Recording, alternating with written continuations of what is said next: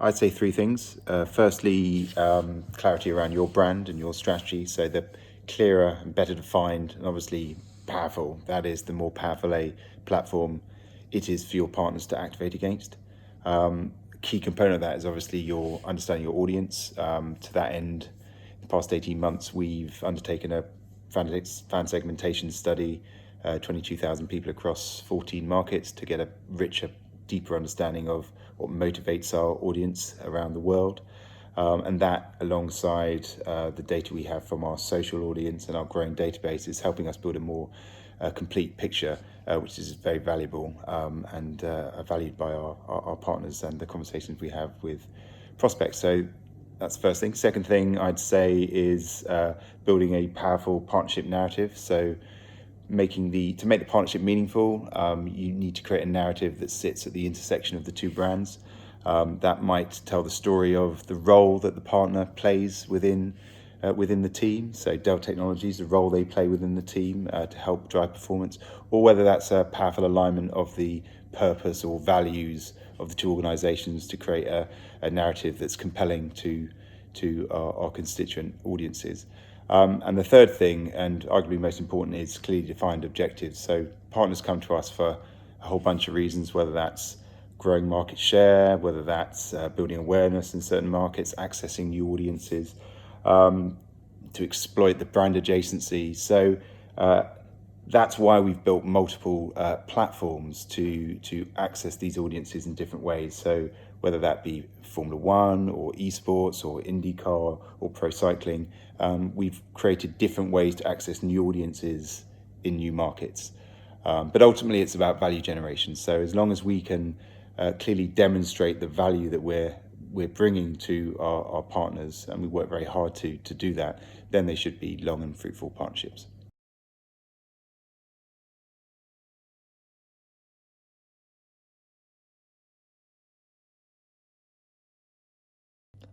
We announced our Formula One partnership with Dell Technologies in 2018, but our relationship actually goes back way further than that as a customer. That means that we have Dell hardware, software products embedded across our business, across our race team, which gives us the opportunity to tell a really authentic partnership narrative about the role they play in driving performance within our organization. We call this being in the team versus on the team, the old world sponsorship model of putting a logo on the side of the car versus being deeply embedded in the team and driving performance.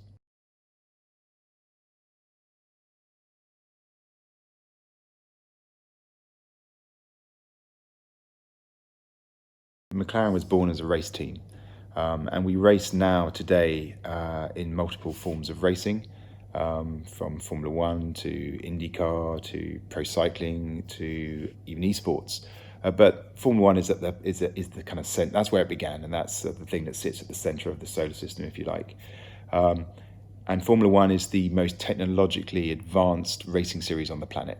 Nothing else comes close. The competitiveness and fine margins between success and failure are legendary. And it creates an environment of constant innovation, high pressure, and ridiculous deadlines.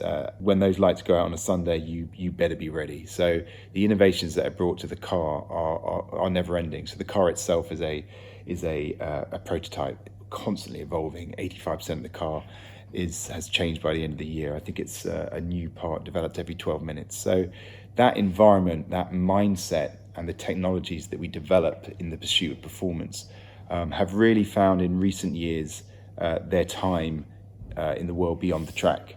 So with the advent of the fourth industrial revolution, which is effectively the virtual and real worlds coming together, there's a real opportunity to use McLaren Technologies to help aid people as they find their way through this new era. So just starting with sensor technologies, which we are kind of have been in. We've worked in the world of the connected car for decades, because we have, I think, between 200 and 300 sensors on a Formula One car, all capturing data in real time and pushing it back to the engineers and strategists in order for them to make better decisions faster to drive performance on the track.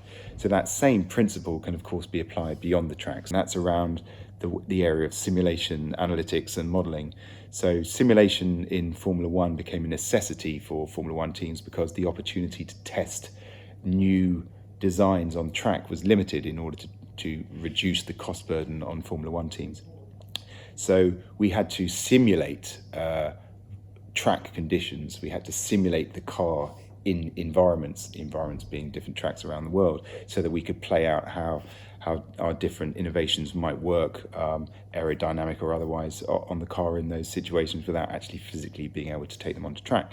So if you can model a Formula One car on a track, you can model anything. So we talk now about developing digital twins, so a digital twin of a real world environment. So that system might be an airport, or it might be a theme park. So how can we optimize a theme park in order to have people visiting spending less time in queues, more time in retail? How can we optimize an airport to get people through the airport faster, to get them onto the plane quicker, so there's less fuel burn while they're waiting on the stand, and we drive kind of efficiencies that way. So there's always opportunities to use those technologies and that mindset that we've developed in Formula One to more and more explore how we can drive performance beyond the track. And that's, for me, one of the most exciting areas of our business as we move forward.